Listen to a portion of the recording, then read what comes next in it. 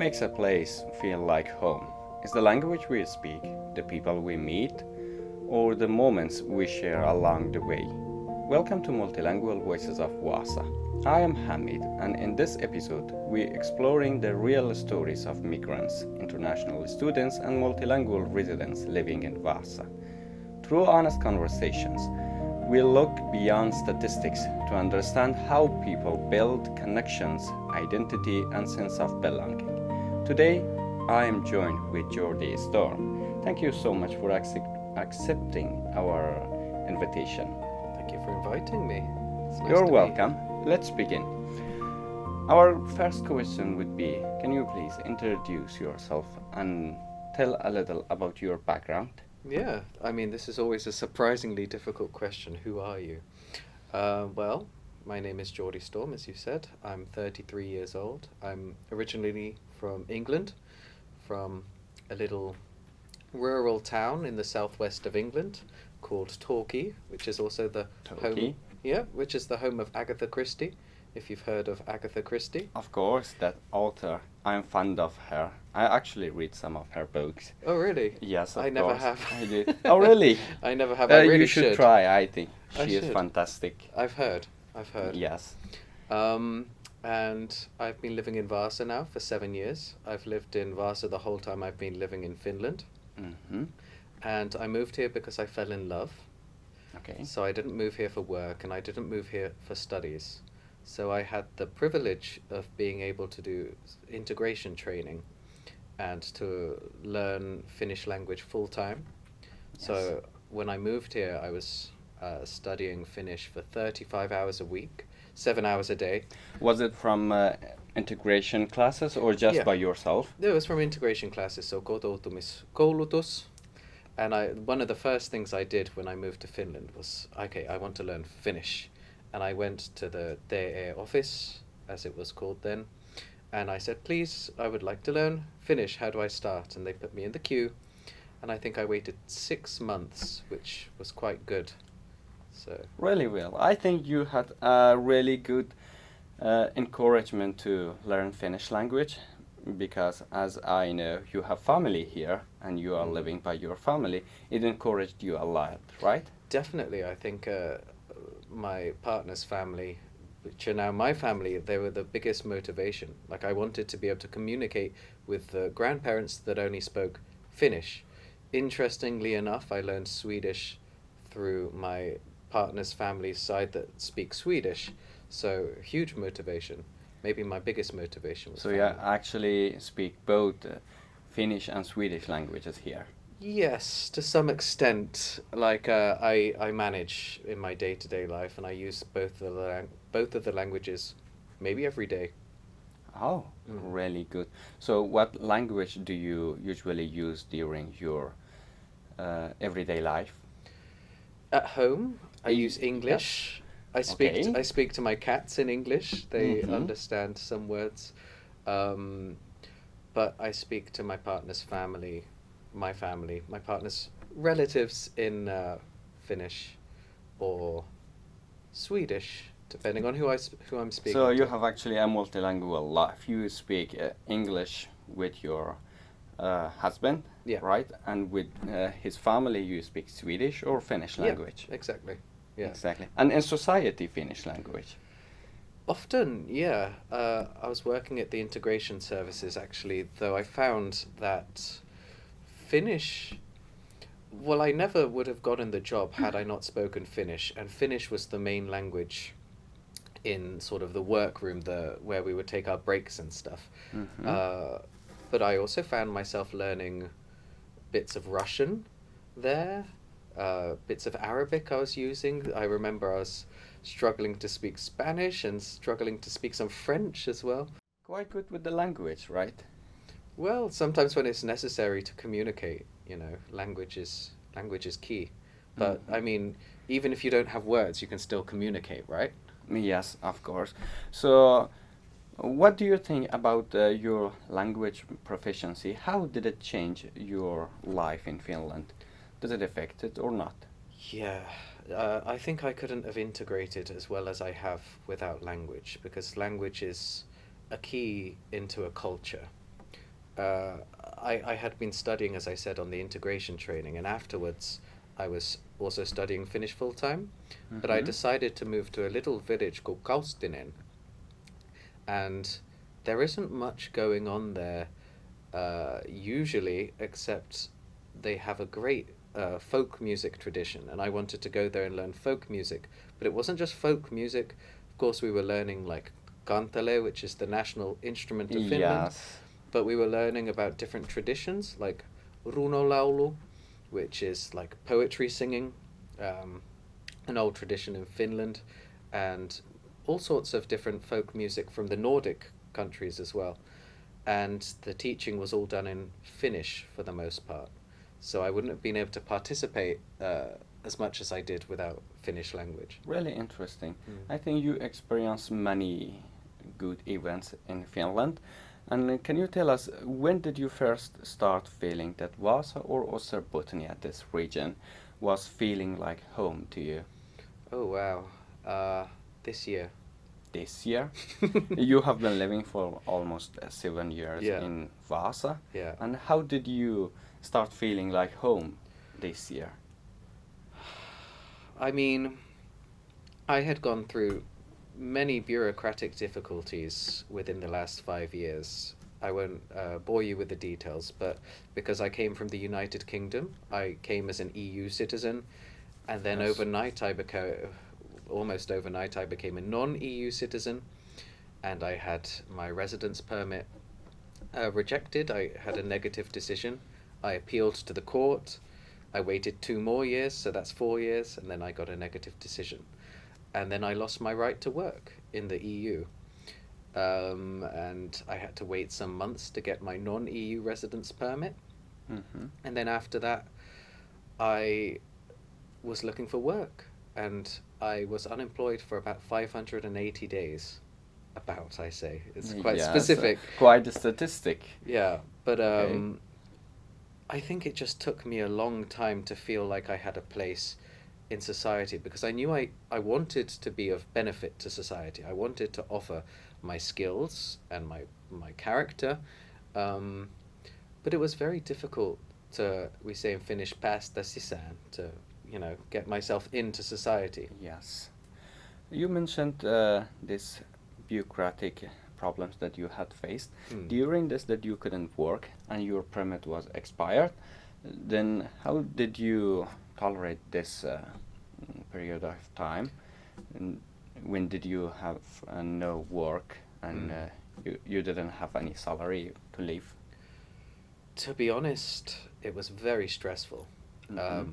I had health problems that I had never had before, that I think probably came from the stress.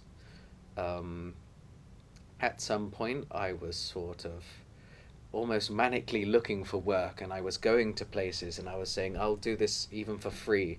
Just, I have a law degree and I speak Finnish and I speak Swedish. Just, give me an opportunity. And I heard often that there isn't any system in place to take on, harjoittelijat, which is, Okay. practicants, Practical or works. interns. Okay. I faced a lot of rejection. I actually sort of lost a really good work opportunity. I was going to teach harp, Mm-hmm. and the music school had already agreed with the board that they would spend money on getting harps. Mm-hmm. And now harp is a very rare instrument around the area, so I was very excited to get to teach it. And then I lost my right to work, so I had to go back and I had to say, buy some guitars or something, but anything, because you can't really teach harp without a harp teacher. And I felt very Okay. disappointed then. I felt like I'd let them down somehow. So when you lost your right to work, you couldn't actually teach harp, right? Yeah, I couldn't work. I wasn't allowed to work because I didn't have a permit.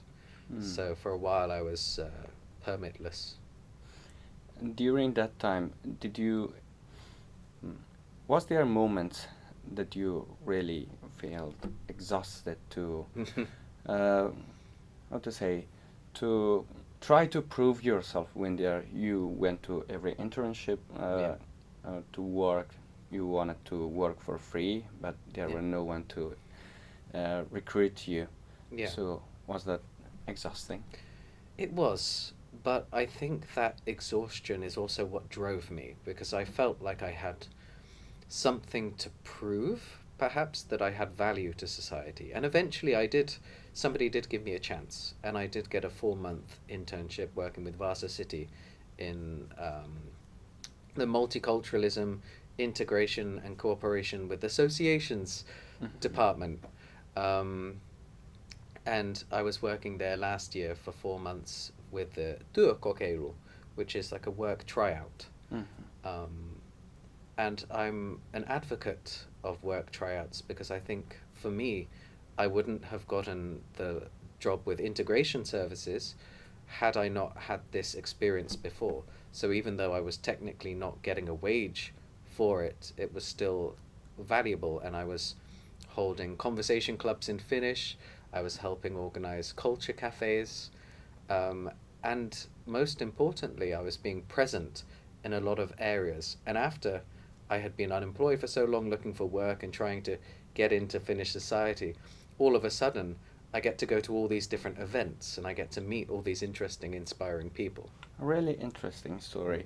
A friend of mine once mentioned that this good events and bad events coming in life intertwines you with something that you are related with. That this you experience many difficulties in Finland and also many good events.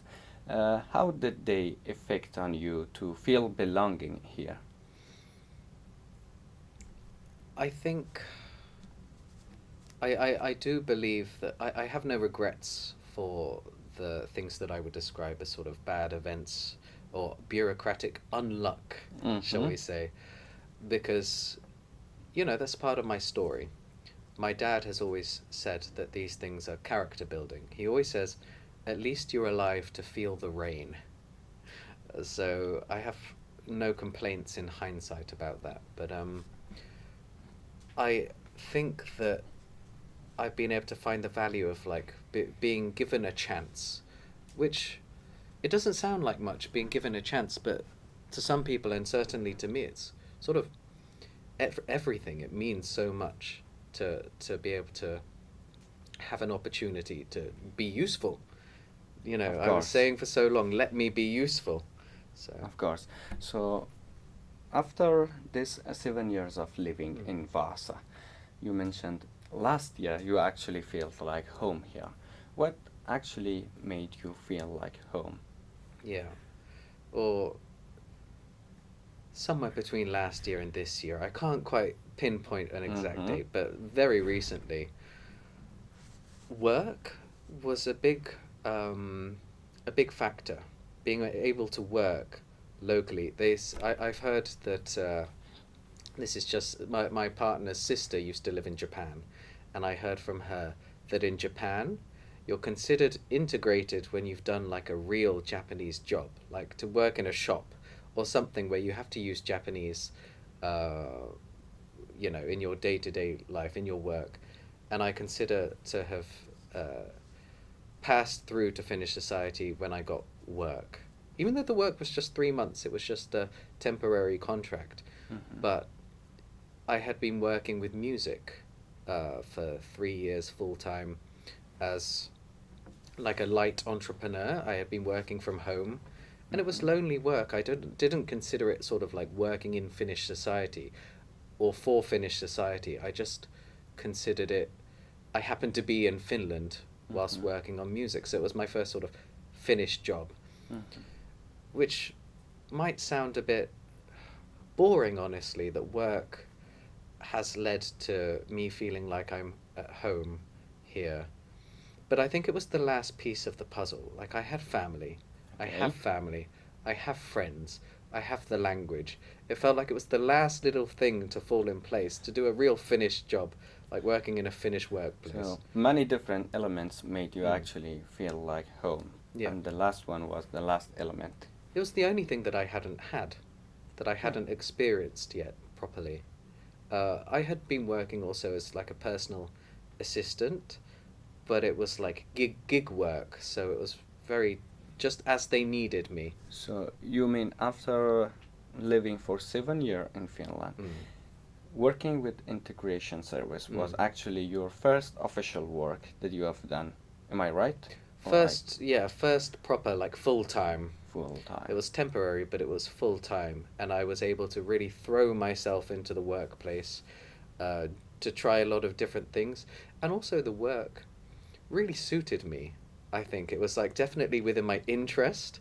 I felt so lucky to get that work, and I don't believe that it's the end either. I'm sure I'll be going back and Of doing course. more collaboration and more work.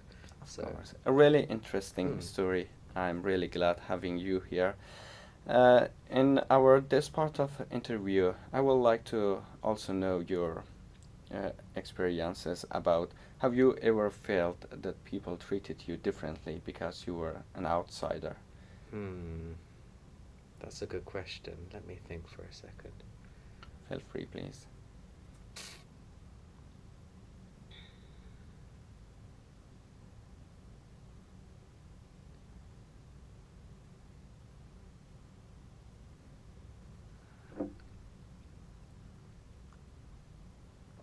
I haven't really noticed, but I know it's very different for me. Compared to some other people, I know that the fact, to be quite blunt, the fact that you might look at me and not know that I'm not Finnish. I Mhm. think that really plays a role in society. It's a benefit that I have, and it's a privilege that I have that other people Actually, don't I have. should admit, sorry to interrupt you, that first time our first interact, I thought you might be a Finn also. Yeah, I mean, So you look like there's Finns. a privilege in that, isn't there, Yes. in terms of being treated differently in society or being accepted by a society. It shouldn't be that way. Of course, it shouldn't be that way, but it's somehow a fact of life that it certainly plays a role. I mean, I know people that are of a different ethnicity but have been born in Finland and have lived in Finland their whole lives. They're they're completely Finnish, and you Yes. know they still get asked questions like, "How does it feel to live in Finland?" and it must be very frustrating for them. So I understand the privilege of So I haven't really experienced, apart from my bureaucratic issues, but Mm-hmm. I think I just was very unlucky. Um, I haven't really felt like an outsider. So, Mm, apart from this bureaucratic work yeah. in the society, inside the society, you didn't actually feel that differentness much here. No, I haven't. I think that people have always been patient with me and have honestly shown respect to me that I don't have to speak perfect Finnish. I don't have to speak perfect Swedish. But the fact that I try, I Mm-hmm. feel from people that they have a respect for that. Now, I'm sure there have been moments where I felt like, maybe that wouldn't have happened to me if I were Finnish. Mm-hmm. But I think those moments are so few and far between that they don't come to my mind when I think about that. Overall, I do feel like I've been accepted by Finnish society. Though saying that, Mm-hmm. one thing does come to my mind, which is in terms of the competition that one faces when applying for work. And what I mean Okay. by that is, so the work situation is difficult for everybody right now. It's difficult for immigrants, it's difficult for native Finns. But although I speak Finnish and although I speak Swedish, I don't speak Finnish and Swedish as well as many people from Vaasa, for example, or Ostrobothnia, that have both languages and say the type of work that I'm looking to apply for, if it requires Finnish and it requires Swedish, okay, it also might require English, and I have the English, but Yes. so do a lot of Finns. A lot of Finns speak great English, so I feel like in that sense I'm at a disadvantage with the language skills because let's be honest, I don't think my Finnish is ever going to be as good as a Finnish speaker, and I don't think my Swedish is ever going to be as good as somebody who's been learning and practicing and using Swedish since they were young. Um, so I think the competition for applying for jobs as somebody who doesn't have that native skill is difficult. And I think it's quite understandable because um, I think no one can learn a language like native because natives are used with that language since their childhood. They raise kind of, they are intertwined with that language. So it's quite understandable. In your opinion, what kind of boundaries are there between local people and migrants in everyday life? I think there are a few that come to mind. Language Mhm. is a huge thing. I think, especially the Finnish language is particularly difficult to learn, and the Finnish that people use in day-to-day life is not necessarily the Finnish that people learn from textbooks. Of course, there are cultural differences. It takes a long time to learn a culture when you've just moved to a country. Also, network. I don't really hear people talking about this very much, but when somebody moves from one country to another, in a sense, they leave much of, if not all of their network behind. They have to start from scratch to build a new network, to meet people. They might have some connection here already, they might have some family or some friends, and the lucky ones find opportunities for themselves. But that's not the case for most people. And I've met, for example, when I've been teaching in civic orientation, so many inspiring people, so many talented people, people with multiple master's degrees, years of work experience in their own countries, skills that are ready for the workplace, but they lack a network. They don't quite, they lack also sort of an understanding of how to get into the Finnish workplace, how to build this network, how to meet people in a way that leads to opportunities, and paid opportunities especially. This is something that I've heard a lot, and I can't really give them the answer. I can give them some tips that I've learned along the way, but there is no blueprint for success. A lot of it is finding and creating your own path, finding your people within your field, and just learning how things are done in Finland. I think things are a bit more passive in Finland. For example, in Yes. Britain, if I'm looking for work, it would make most sense to me, I think. Say I want to get a job in a pub. I would go to Yes. that pub. I would introduce myself. It would be quite easy for me to get a job that way. Mhm. I don't think it works so much in Finland to just go to a place, turn up unannounced, and say, here I am, do you have work? Things just don't work that way. It's also difficult without knowing somebody. If you email a complete stranger, for example, I think this is also maybe true in Britain. Mhm. That's my reference point because that's where I've come from. Uh, you have to sort of turn up at events, and you have to not think of it as networking, but still it is networking. It's authentic. You've got to really make connections with people, not because you want to find something at the end of it, but because you genuinely are interested in those people. So I think that is a barrier between migrants and native Finns, and it's one that each individual has to learn to overcome themselves. Nobody can really teach it, you know. So you mean, uh, beside this, that paths are different and the life paths are different to everyone, but networks still play a really distinguished role to Yeah. feel integrating and belonging in a new country. Huge, and I think what you said there, that every path is different. Yes. Everybody's story is different. That is fundamental. When people ask certain questions like how do I dot dot dot, how do I do this, how do I do that, it's really fundamental that people take into account their own experiences. And this is also something that I used to say, for example, in civic orientation, or when people have asked me for advice. Although when you move to a new country, it feels like you're starting from the beginning. No, no.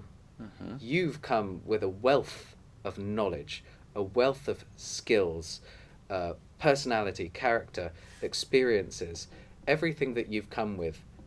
You're not starting from the beginning. Okay, maybe the only difference between you and getting to where you want to be in order to be happy in society, whether that's creating a career or a livelihood so you can support your family, maybe that's just language. And if that's the case, are you really starting from the beginning? No, I don't think so. As we come through this conversation to part of work and people's background, do you feel how this lack of clarification in Finland affect on the immigrants when they Yes. don't acknowledge their background, education, background work and experiences? Yeah, I mean, I've heard of some pretty frustrating stories as well as I've come through the integration training, and I've uh, been in the same class as dentists and doctors and like real skilled people that have found it very difficult to transfer their education and their experience to be able to work in Finnish society. Mm-hmm. Now, it makes sense that in many jobs you simply do need the language. You would find it very difficult to be a doctor, I think, in Finland without being able to communicate to patients. But as well,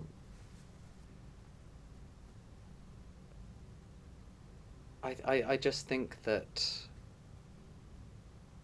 there needs to be more of a system in place in Finland to allow the recognition of their experiences and of their qualifications.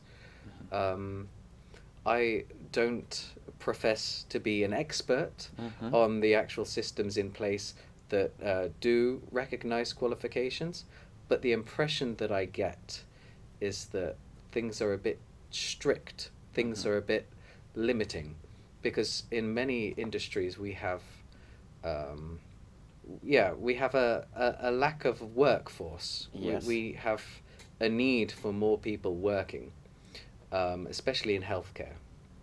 And we have a lot of people with a lot of skills already. For example, take me.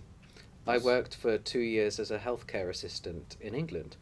I worked in two elderly care homes. Um, I used to work 12-hour shifts. Mm-hmm. I have had people die in my arms. Had, I've experienced a lot of healthcare practice through my work that I've picked up a lot of skills. Like I know how to care for the elderly, but I would have to get perhaps a degree in order Mm-hmm. to do that in Finland. I have had a few shifts doing that, potentially in order to lead to being able to substitute if Mm-hmm. somebody is sick or if they need some extra. But it's not enough, and I don't think it makes sense necessarily to limit Mm-hmm. a potentially good workforce. You've got people here that are right for the work, and you've got the work in which it's necessary to get the right people. Bridging this gap, I can Yes. think, is only good for Finnish society. Of course. As I noticed earlier, you mentioned that you've been working with healthcare and you have educated in law Yes. education, Yeah. right? But do you feel your background, like this healthcare background and law education, mm, qualified here in Finland? Mm, Are you consent with what are you doing in Finland here based off your background? I think in my particular story, so as I've gone through life, I've not necessarily known what it is that I want to do. Yes, I have a degree in law and business. After that, I studied international relations. I've also been teaching English. I have a lot of different skills that I know would be very useful in workplaces, but I have found it a bit rigid in Finland to be able to transfer these skills that I've got into one particular thing. Probably because there is a lack of work. So usually, okay, there is this job and it has quite specific requirements. What people don't tell you often, I think, is that it's worth applying for a job even if you don't reach all the requirements. When you're looking at a job application and it says requires this, requires driving license, some of those things are, especially the legal requirements, but oftentimes it says, or a suitable degree. Mm-hmm. Now, what is a suitable degree? That is open to interpretation, right? Yes. If it doesn't say a particular requirement, oftentimes they will pick, in their opinion, the best person for the job, and that isn't necessarily what you would assume it is from the application. Mm. So for me, it's been a double-edged sword. I've gotten a lot of experiences, different types of experiences that I personally think make me a more interesting candidate for work. But as well, when there aren't the jobs, if I'm up against somebody that has a very particular degree, say it's a work within the social field and they have a degree in socionomy or social studies, they might get the job over me. That's just how it is. So I have at times thought, should I go back and study here in Finland a degree in an area? But at the same time, I thought, but I've already gotten work experience, so it's difficult. Thank you so much for explaining your experiences. As I noticed, you already learned Finnish and Swedish language properly. Let's talk a little about this language journey. Mm-hmm. How did you start learning Finnish language, and how did you start this integration classes? Yeah, so that was the only thing that I knew that I wanted to do when I moved to Finland, which was learn Finnish. And I had started already before I moved here. Before moving to Finland? Yeah, very casually. I had been having lessons with my partner Alex through Skype. Mm-hmm. And I was learning, minä haluan, sinä haluat, hän haluaa, that type of stuff. But as you mentioned, it wasn't until my integration training that I really started to learn the language. And they really go into the grammar. Mm-hmm. I was encouraged very often to take Swedish, actually, as my integration language. Because, why? It's so similar to English. Mm-hmm. But that motivated me even more. Maybe this is similar to you, I don't know. But if somebody challenges you with something, you want to take on that challenge and say, oh, you think it's going to be even more difficult for me? I'll do that then. So you took Finnish language because people scared you that it might be more difficult than Swedish language? Partly. That wasn't my biggest motivation, but it certainly was a motivation, yes. Maybe that's my ego, but I liked the challenge of it. I wanted to, but also, if you've got one opportunity to learn a language for 35 hours a week for more than a year, because my integration training was 11 months, but after that I did what was called valmentava koulutus, which is like preparatory training. It's basically, the way I characterize it, is Finnish language 2.0. It's like going into it more with more depth, but it's also helping you go into Finnish society and the Finnish workplace. But it's still learning the language. And this preparatory classes, do they also try to help you to go through universities or just the language? Yes, it's about finding your next path. So for a lot of people, they do go on to further education. Many people that I know went on to become a lähihoitaja, which is a healthcare assistant. But my point was, if I'm going to spend 35 hours learning a language, why wouldn't I take the opportunity to learn the more difficult one? Because I could just learn the easier one later, right? By yourself. And I did.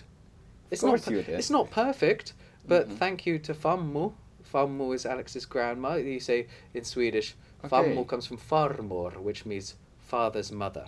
So we Father's would mother. call her Fammu. Her name was Karin, but we call her Fammu. I call her grandma. So actually, your new family in Finland helped a lot. It was Hugely. useful. Well, her father, no, her husband had passed away. So we spent a lot of time in her apartment, which is now where we live. She was 90 years old, and me and my partner, we would help. We would help with the food, we would clean some things, we would wash the dishes. And my job, because I like to talk, have you noticed? I would sit with Fammo and we would talk to each other. And of course, she spoke Swedish. She understood some Finnish as well. So actually, I used my Finnish language as a key to learning Swedish, because I would say, "Oh, what is velvollisuus in Swedish?" Okay, it's plikt or whatever. So it helped a lot. Once you started learning Yeah. Finnish, then Finnish helped you to learn Swedish language. Exactly. It unlocked the second mysterious language that I had yet to unlock. So Interesting. hugely beneficial. Interesting. As I noticed, you got two kind of integration classes. One disintegration classes, and second is preparatory classes. So, what part of these classes you find useful, and what part of them not useful? Ooh, okay. So the focus on grammar and the focus on really getting to grips with how to build a language, how not just learning Finnish, but learning how Finnish works has actually helped me a lot. It's not everybody's favorite part, and I think that the teaching could always be better. For example, one thing that I think could have been better was the focus on puhekieli. Puhekieli is what they speak, what they really speak, what the Finns really speak out in their day-to-day life. Yes. One problem that somebody brought up in our class was we spend hours learning Finnish in the classroom, but we don't understand what people say when we're out in the shop or when we're out and about. We don't understand what people say.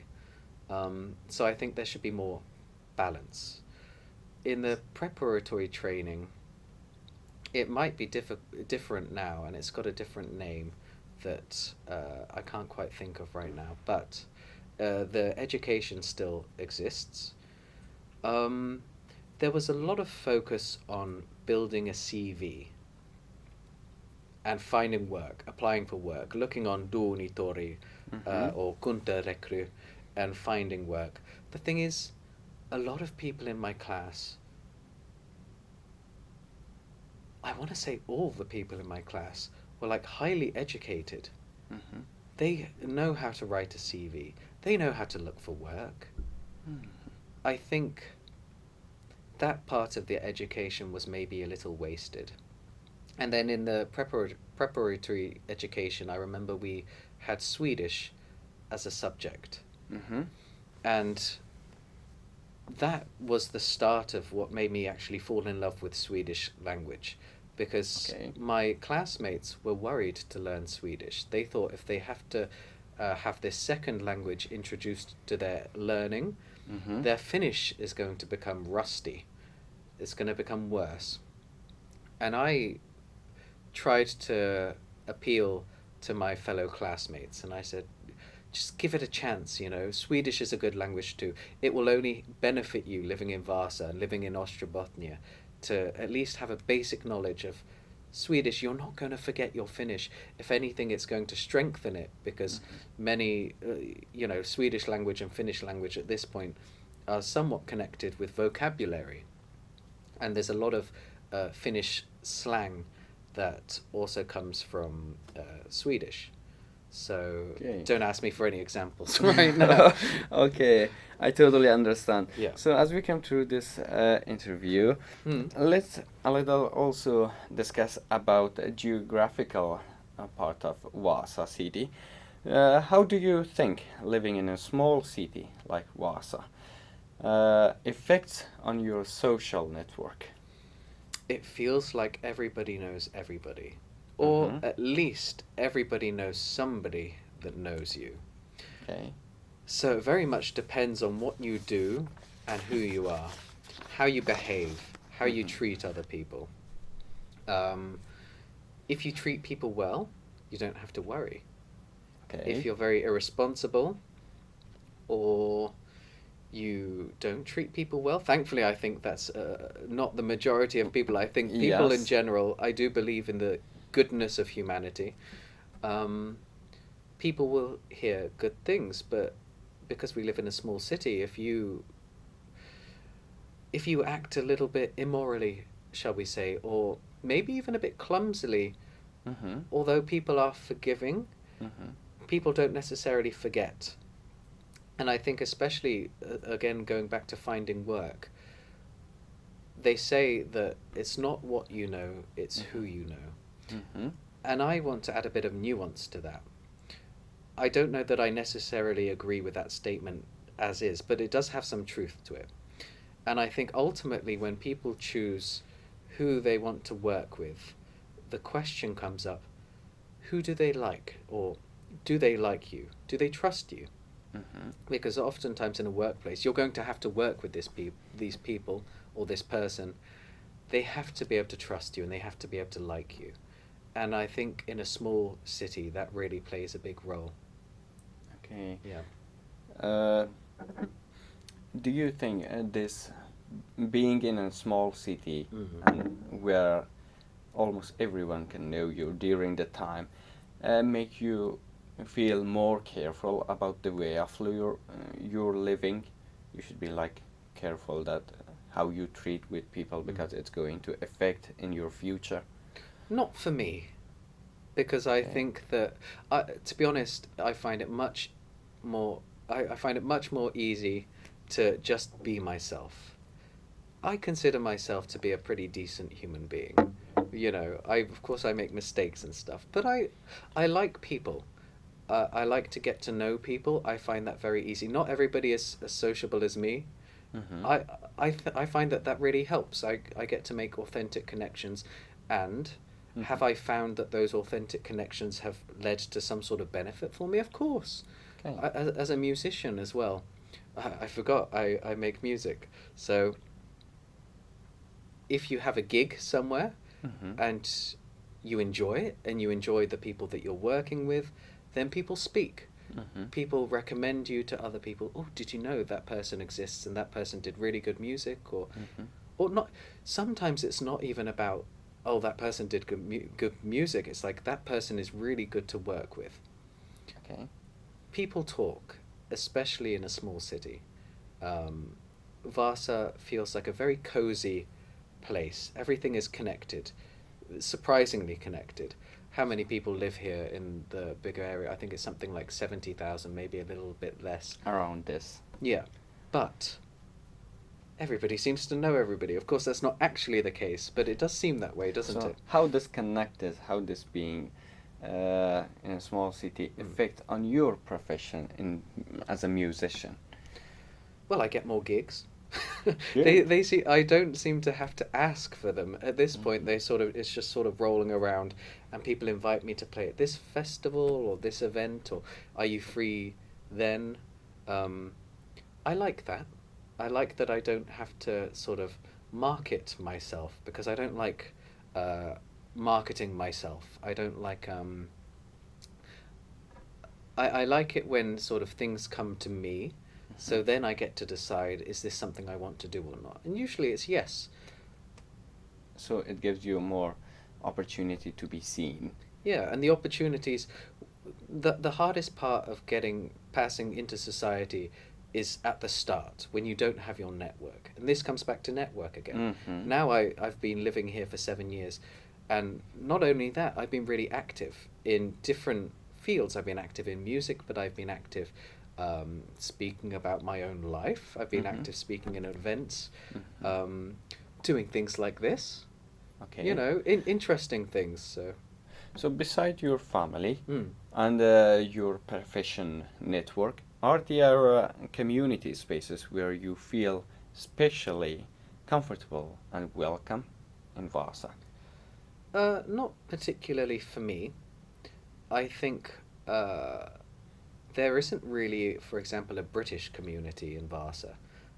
Many people do have communities. I know there's many Indians, and there's a Pakistani community and a Bangladeshi community. There isn't a British. There's a Vietnamese community. There isn't a British community in Vaasa. But I don't mind. I I do feel that there's some safety within the international community. I do have a lot of international friends. And I feel those that understand what it takes to integrate into a country, I have some affinity with, I connect with them. So, the international community, I would say, yeah. Thank you so much. Let's a little more discuss also about media and representation about migrants and international residents. Do you follow local media? I follow Yle. I like to Yeah. read the Yle English pages Really sometimes. nice. Do you feel immigrants and international residents are represented in fairly in medias in Finland? I actually think that media in Finland is much better than in many other countries. I feel like I feel like there's professionalism in media. I don't see many clickbait titles or articles or stories. For example, in Britain, again, my reference point being Britain, we have some publications that are definitely in place to create controversy and to get reactions. Whereas I don't really see that. There isn't really any media in Finland that does that. And I think that that's a very important thing in this day and age when we have social media. We have a lot of clickbait. We have a lot of media that is designed to grab your attention and to keep your attention and to keep you reacting. But that's not necessarily where the truth lies. Or I think I was speaking to Alex about this the other day. The importance of nuance. Nuance is has a place in everything. Whenever we speak about something, we have to add some context. Everything has a context. You know that. You're a journalist. Thank you. Yeah. Of course. Thank you so much. And despite this goodness that you noticed in Finnish medias, do you think that there is something this media should more concentrate about migrants? Good question. I'm not sure. If I'm going to be totally honest with you, I don't know. Okay. I think that I've only recently started reading the news and following the news, because to be honest with you, when I was going through all my bureaucratic issues that I've mentioned, I was sort of in survival mode. I didn't want to read about the things that are going on in the world. I found that when because I was living in Finland when the coronavirus spread, and I was checking the statistics every day, which was very unhealthy for me, but I was very concerned about that. And then when the war with Ukraine, between Ukraine and Russia happened, I was checking statistics again all the time, and I just found that it wasn't necessarily good for me personally. So now that sort of my life has stabilized now, and working with civic orientation, which is, it requires you to have a wide knowledge of a lot of things, and it requires you to have an up-to-date knowledge. So I gained more of an interest again in reading what is going on in the area, what's going on in Finland, Of course. and also how the laws are changing, because that is, you kind of need to follow the news in order to be able to follow what's happening. Yeah. Then you noticed that some topics by following this news, what did you notice should be more concentrated about migration and migrants in Finland? I find that there's I wish there would be more positive stories. Okay. to be honest. Like success stories. I think there's a lot of amazing people doing a lot of amazing things. And I do often see, though, in, for example, the Vaasabladet, they often feature stories of immigrants that, I mean, they featured me, for example, but immigrants that are opening their own business. There's a lot of internationals here that are starting new business ventures, opening restaurants and opening new places, and they do get featured. And I feel like those articles that I've read, at least, they're done with a lot of respect. They have done their homework. They tend to make sure that the details are correct. Not all the time, sometimes, like with my own stories that have been articles in the newspaper, they've been a little bit rushed, or there's been a little thing here and there. But generally speaking, they're approached with a sense of respect for representing an accurate story. And do you feel hearing these stories changes the way of public understanding about migrants? I think so. Take Vaasa, for example. I think Vaasa is a very international city. I think behind Vantaa, it's number 2 in terms of the most different languages spoken in a city in Finland. We live in a very multicultural place, and I think people enjoy the multiculturalism. I think, just take restaurants as an example, the amount of different restaurants we have, of different types of cuisines, of different backgrounds, with internationals running them. I think that people, native Finns, for example, could get to see the benefits of having a multicultural society.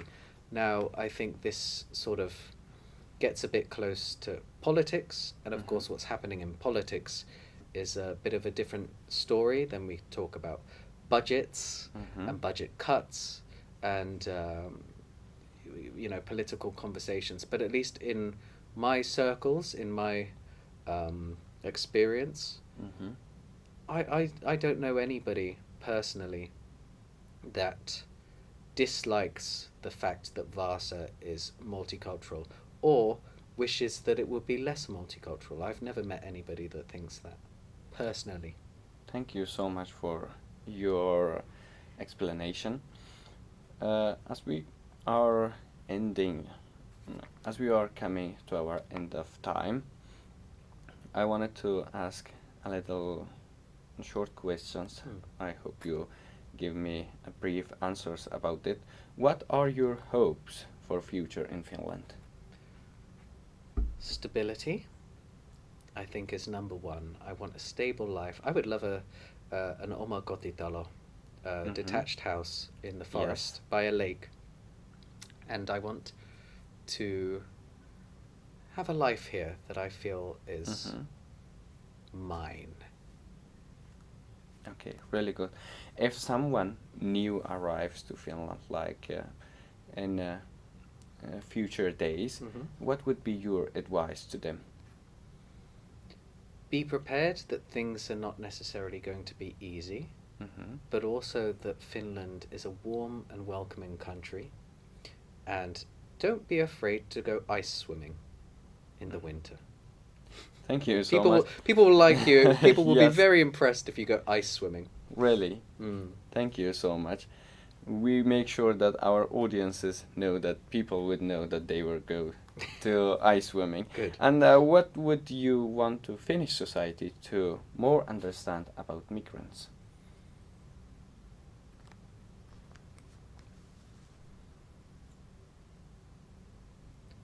That they have their stories and their experiences that they've brought from their original countries, that make them really interesting and rich people, which also mean that they have something great to add to Finnish society. Thank you so much for your accepting our invitation and joining to our interview. If you have something particular to say to our audiences, feel free to say. Have a nice day. Thank you so much. That's what I have to say. Thank you. I really appreciate, Jordi, your participation. Every story reminds us that belonging is not something we arrive with. It is something we build, one conversation, one friendship, and one shared experiences at a time. Thank you for sharing your story, Jordi. And thank you for listening to Multilingual Voices of Vaasa. If this conversation resonated with you and would you like to share your own journey, we would love to hear from you. By listening to one another, we build stronger communities and a deeper understanding of what it means to create a home in a new place. Until the next time, take care.